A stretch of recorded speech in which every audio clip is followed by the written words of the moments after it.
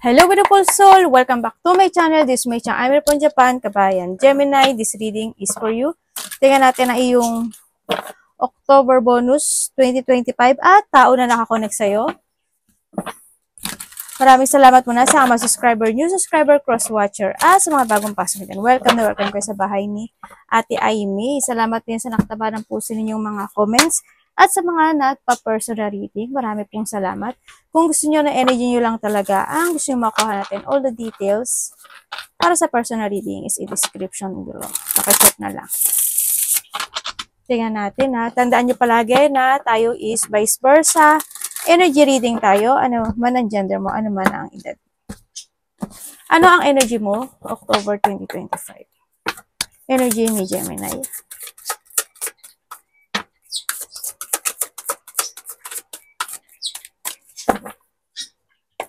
Gemini. October 2025.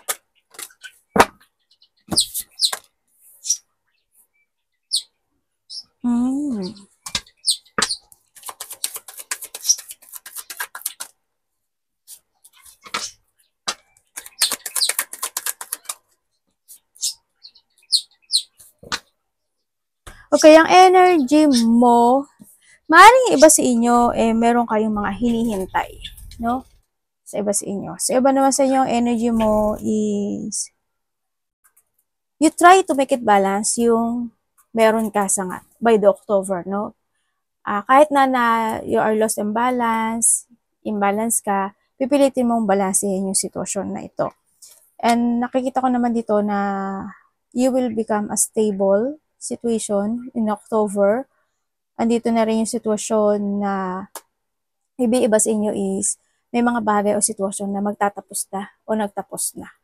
No? Ibig sabihin is may mga ile-let go na kayo, is starting new in your life. Sa iba sa inyo, kahit anong sitwasyon, halimbawa sa pera, medyo nahirapan ka in the past sa pera, this time is magiging, unti-unti magiging okay na siya. Example ko lang yun o halimbawa, in a relationship, ganun din.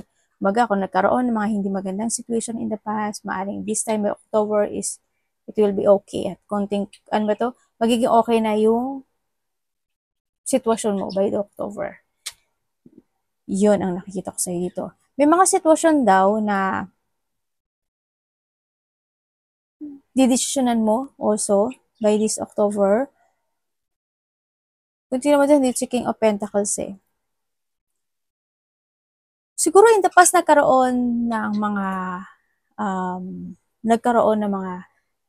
salungatan, hindi pagkakasundo, pagtatalo, no? Sa iba sa inyo, nagkaroon ng, yung biglang situation na nangyari sa buhay na siguro hindi mo rin in-expect na biglang nangyari yun, no? May mga ganong sitwasyon in life. And then also, sana hindi ngayon, sana also this the past, maaring iba sa inyo, nagkaroon ng malaking pagbabago when it comes to money mo. Ibig sabihin, pwedeng mas maraming lumabas na pera or nagkaroon ka ng malaking gastos pagdating sa pera. And by October is magiging okay ang lahat. Nakikita ko naman na unti-unti siya magiging good siya. Pero titingnan pa natin yung pera mo. You will become stable this October 25, no? There's a new situation happen sa buhay mo. Diba dito, tataha kayo ng ibang path sa buhay. There's a new path coming into your life. There's a new beginning. Then ano ang parating kay Gemini? Mas more ka na ngayong magiging aware, no, sa iba sa inyo. By October is magiging mas more ka na aware sa paligid mo, sa pera mo, sa trabaho mo, sa stability mo, sa iba sa inyo. Kumbaga, pagbabago, no? Tingnan natin, ano ang parating kay Gemini? May mga pagbabagong nagaganap o magaganap. Parating.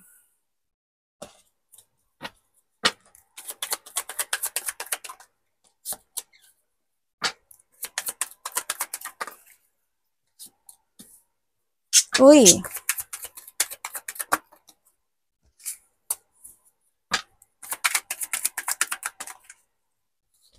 Okay, ang parating sa iyo. Ang parating sa'yo by October, ang nakikita ko sa ito, hindi naman siguro lahat kayo, no? May tao na, may tao, hala, tatlo yung 6 mo, wow, 666. Tatlo, 666.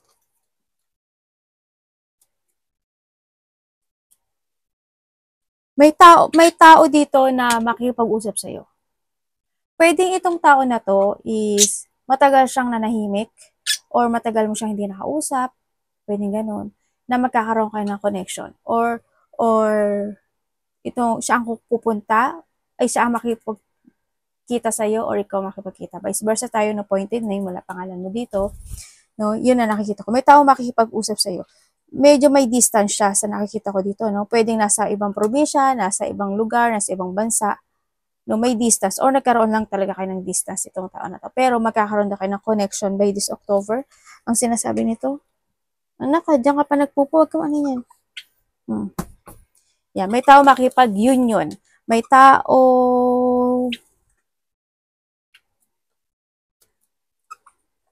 sa iba sa inyo, oo, union. Sa iba naman sa inyo, may taong hihingi ng forgiveness or magkakaroon ng pag-uusap. Meron din akong tao dito na nakikita na, sa iba ha, kuhanin mo lang yung sa'yo. Meron din ako dito nakikita na tao na tutulong sa'yo or hihingi sa'yo ng tulong or tutulungan mo. May pagtulong din ako nakikita sa ito. May tao makipag-communicate para humingi ng tulong. Yan, may offer din ako nakikita, tulong. And then also, someone want din ng commitment. No? Someone want to commit din kasi. Dito sa nakita ko dito. May taong nag-iisip to communicate, gusto niya ng open communication sa'yo, gusto niya ng commitment, gusto niya ng connection. So, iba dito connection to no? Or gusto niya ng partnership.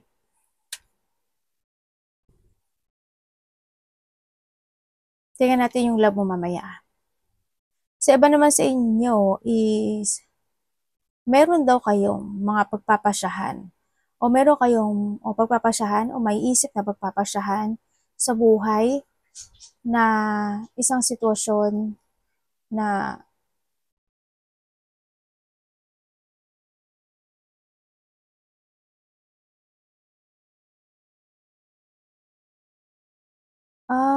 may pag-uusapan kayo sa pera. Parang may pera ako nakikita, pag-uusap.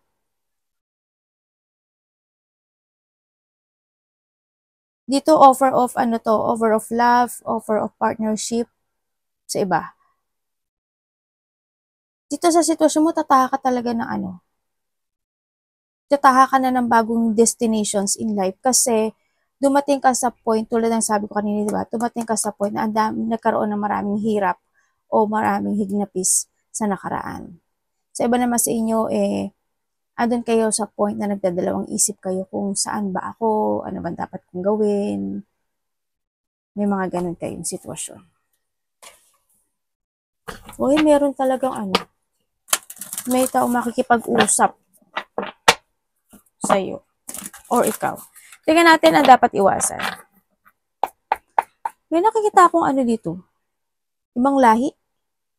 Hindi ko alam kung nasa ibang bansa ka or may taong ibang lahi ang makikipag-usap sa'yo or ikaw makikipag-usap. Dapat iwasan.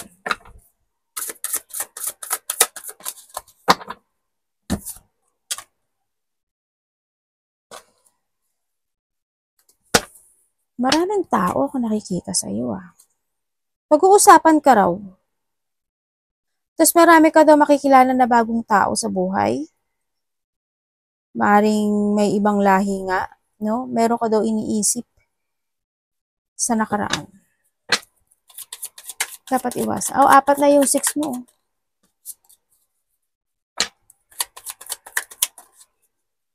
Okay, dapat mong iwasan. Ay, ang ganda ng card mo Ganda ng card mo. 10. Okay, ang dapat mo daw iwasan. Yung iwasan mo, yung hindi ka maghigpit sa pera mo. No, this time, gawin mo na yung paghihigpit sa pera. By October, kinakailangan na yun na maghigpit ka na sa pera. syempre enjoy your life din naman. Hindi ko naman sinasabi na masyado kang maghigpit, no? Enjoy mo rin yung ano, balancing, yung sinasabi dito. And syempre, iwasan mo na mag-isolate or si mga frustration, umiwas ka na lang din sa nakita ko dito, no? Yan, umiwas ka lang sa mga frustration, umiwas ka sa mga tao na i-undervalue ka nila, mga tao na hindi ka nila pahalagahan, mga tao na aabusuduhin ka, yan, umiwas ka na lang. Kung may mga nangyari in the past, siguro wag mo nang gawin muli o wag ka na magpaabuso. And then also, umiwas ka na lang doon. Umiwas ka sa, kapag may nangutang, tumakbo ka na. Joke.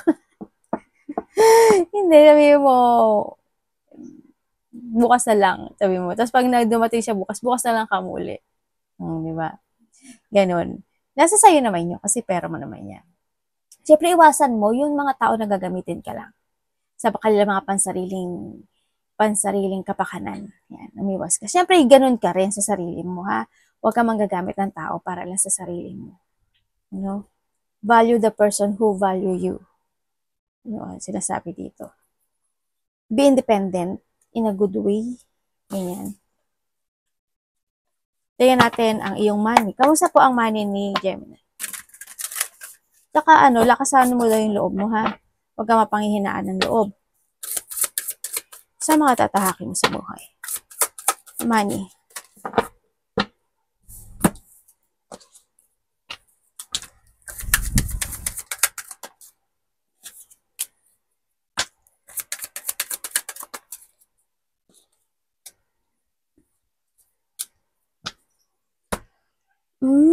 Okay, pagdating sa money, by October, pagdating sa money, mag-ingat ka na lang sa pera mo, di ba?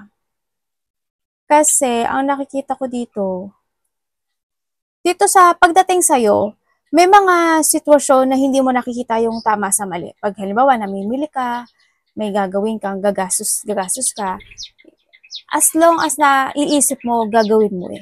Yun ang nakikita ko sa'yo dito. No?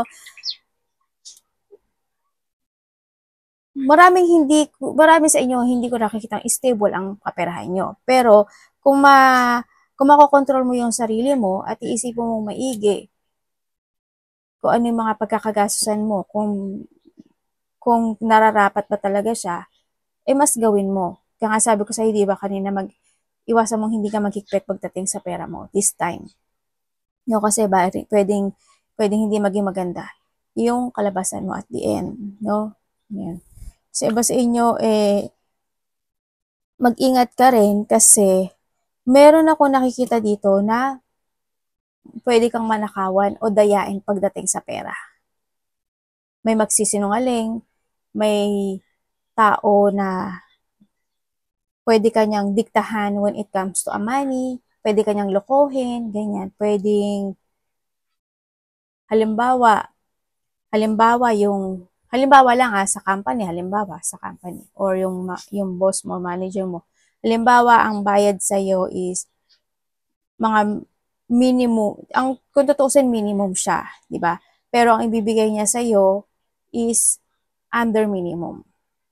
Ganyan. Kumbaga, yung kasamahan mo sa trabaho, kasi pareho kayo magkasamahan, mas mataas sa kasamahan mo, sa'yo mas mura. Pwedeng ganon. Sa iba ganon, ha? Sa iba naman sa inyo, may mangloloko. Lolokohin kayo sa pera. Mag-ingat ka lang sa pera, pero pagdating sa'yo, you need to be stable. Kasi nakikita ko sa'yo, it's danger. Danger yung pera mo. No? Kailangan mo na talaga maghigpit. Kung sa business yan o sa trabaho, naging hindi maganda. Kung sa business din, hindi rin maganda ang kinalalabasan pagdating. Imbis na paangat, pa-downfall. Tao na nakakonect kay Gemini, vice versa tayo, ha? Ano ang nararamdaman mo kay Gemini? Lahat nakakonect sa'yo, kapatid, anak, magulang, karelasyon, pamilya, kung sino man yan. Tao na nakakonect kay Gemini, ano ang nararamdaman mo kay Gemini?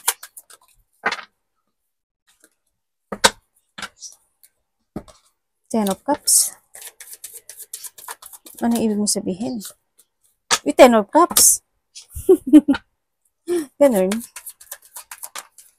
Okay. Okay, ang nararamdaman niya sa'yo. Gemini, nararamdaman niya sa'yo. Siyempre, ikaw yung Ten of Cups niya. Ganyan. Mapagmahal ka raw. Yan. Mapagmahal ka, and then sabi nito, ikaw daw yung tao na parang wala kang inaalala. Oo, well, may inaalala ka, pero alam mo yun yung parang, parang lahat sa'yo is bago, lahat sa'yo is gusto mo ganyan, gusto mong gawin lahat, ganun. Parang you have a free will when it comes sa sarili mo. Ganun ka raw mag-isip, ganyan. Kumbaga,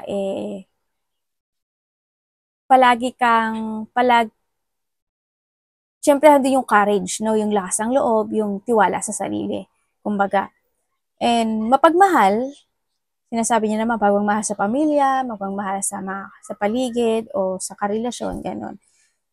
Nararamdaman niya sa'yo, ikaw yung kanyang Ten of Cups. Gusto niya na, kung kayo is nagkahiwalay nitong taon na to, gusto niya na mabuo ang iyong Ten of Cups. Gusto niyang magsimula muli kayong dalawa, or gusto niya, yan, the beginning, di ba? Gusto niya magkaroon kayo ng resetting. Yan ang nararamdaman niya sa'yo. Mahal ka niya. I want to be stable together sa'yo sa bagong simula. Magkakabalikan kayo, no? Kung mag-aano kayo, kung magkahiwalay kayo. Yun ang gusto niya.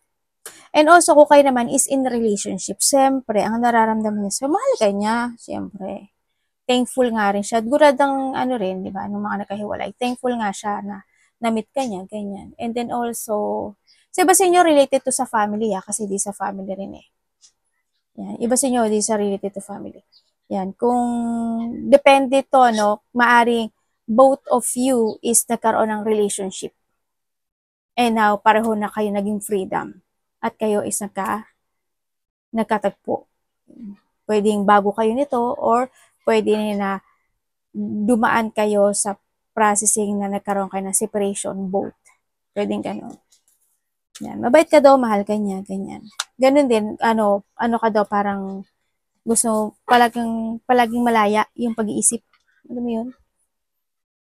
Ganyan. Tingnan natin anong intention mo kay Gemini. Masiyahin ka raw. Siyempre, nandun din na nagpapasalamat siya, nakilala ka niya. Or vice versa tayo. Intention mo kay Gemini. Papa, puro 10 ah.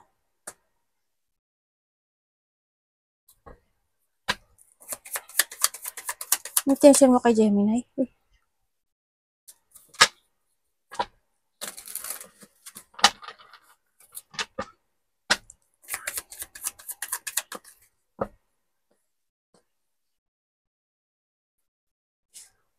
Okay. Kung intention niya sa'yo, kung kayo is nagkahiwalay nitong tao na to, intention niya sa'yo,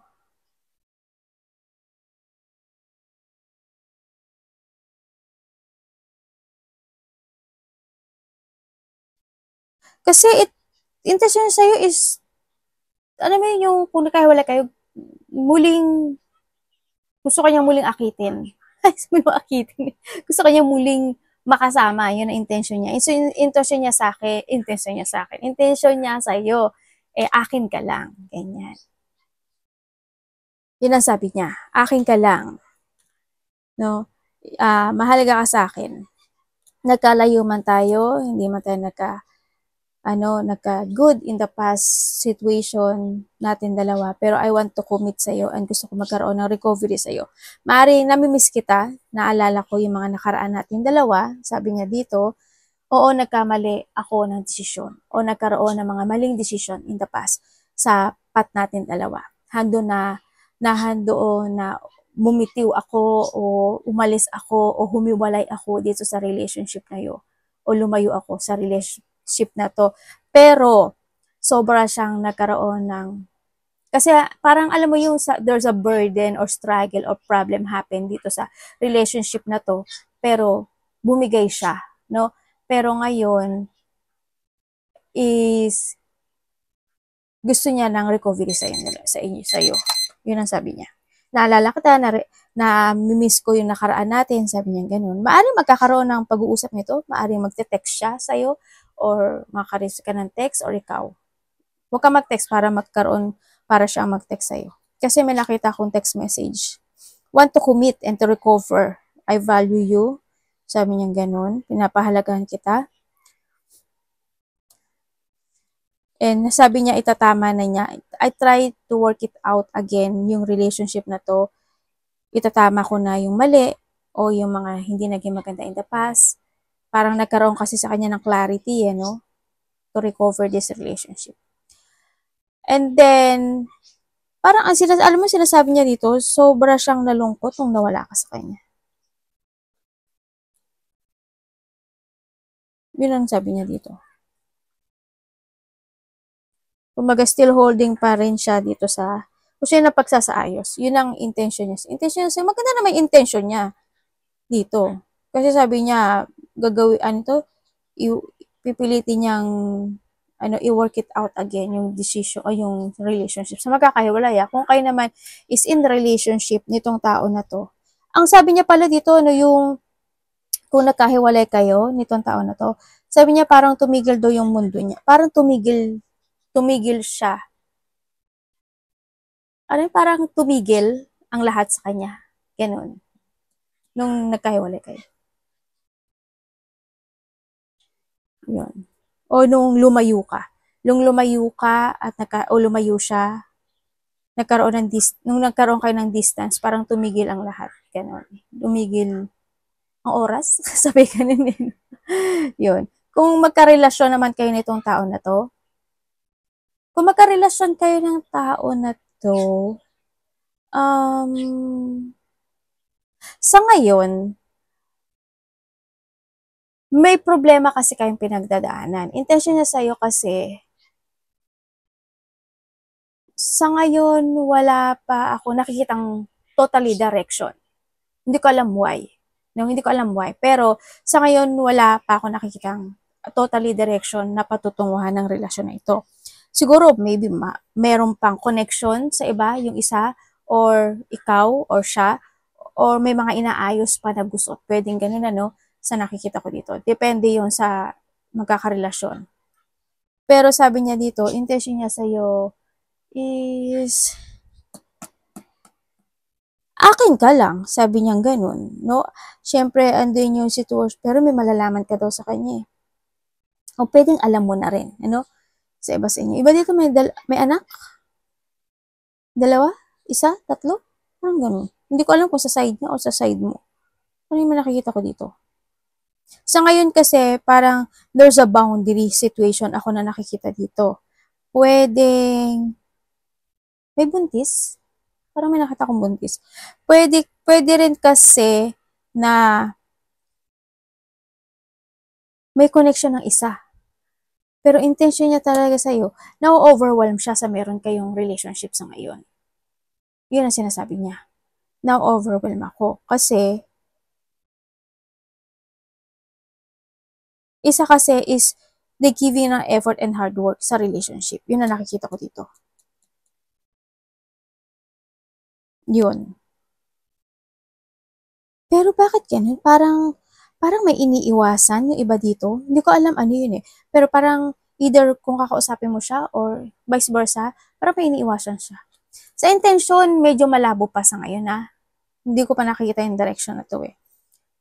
Pero syempre, ang nakikita ko dito kung mahal niyo naman yung isa't isa, why? Why not, diba? Siguro pa after ng gusot o after ng mga problema na pinagdadaanan ng sa side niya o sa side mo, pwedeng maging kayo. Diba?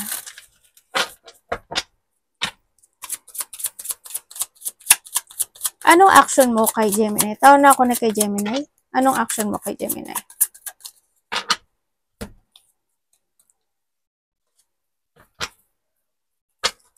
Four of Swords ang action mo sa kanya.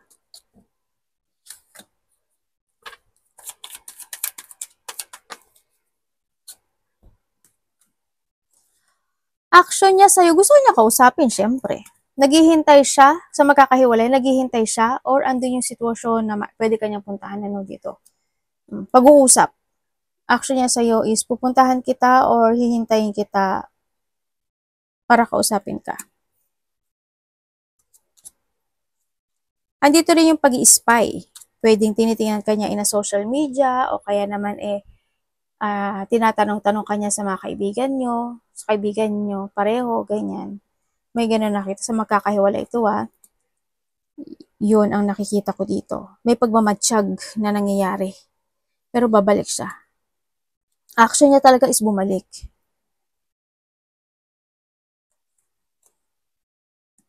As in, gusto niya ipaglaban gusto niya ipaglabang muli magkaroon ng simula sa relationship.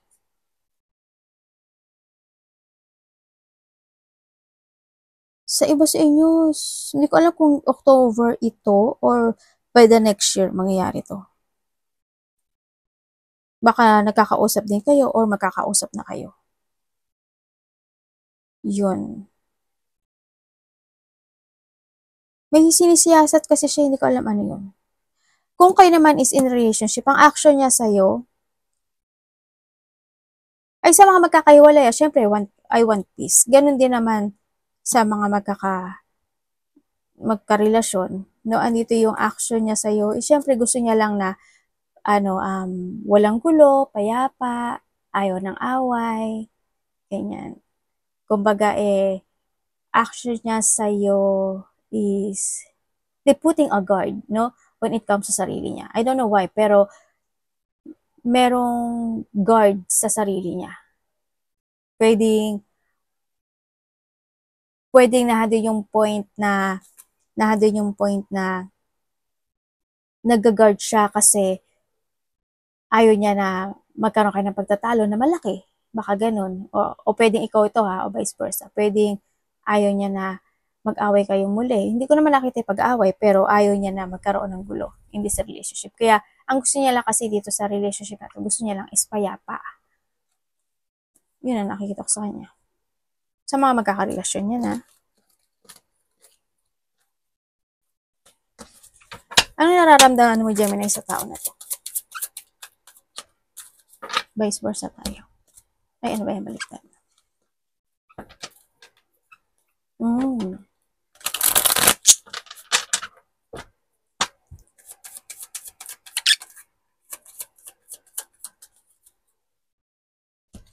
Okay, ang nararamdaman mo sa tao na ito. Ang nararamdaman mo sa tao na to, sa nakikita ko sa'yo dito, siya yung tao na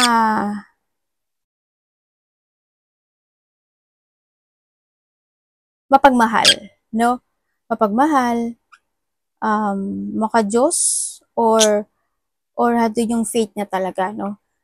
Tao na pagdating sa relationship kasi pinapahalagahan niya. Pwede sa family, pwede sa'yo, pwede kung someone who's connected, ganun. Ang nakikita ko dito. Aware din siya sa paligid, kumbaga aware din siya sa mga tao na nagkakaroon siya ng connection. Kumbaga, sabi mo sa kanya, pagaling siya makitungo. Kumbaga, magaling siya makipag-usap, pagaling siya makitungo sa mga nasa paligid. Yan ang nakita mo. Binibigay niya palagi yung best niya when it comes to connections. Kumbaga, magaling siya sa lahat. Magaling siyang mag-appreciate ng tao. Ganyan. Yun ang nararamdaman mo sa kanya. Pero hindi ko alam why, parang nahando yung sitwasyon na sinasabi mo ba na Gemini na parang may nagbago sa buhay niya, may nagbago sa kanya? Parang sabi mo parang may nagbago sa kanya. Parang ganun. Parang siguro hindi na siya tulad ng dati. Baka may change siya, ganyan. Kung ano man yan, may pagbagong naganap o nangyari sa kanya. Hinasabi mo sa kanya. Yun. Arigato naman si God bless.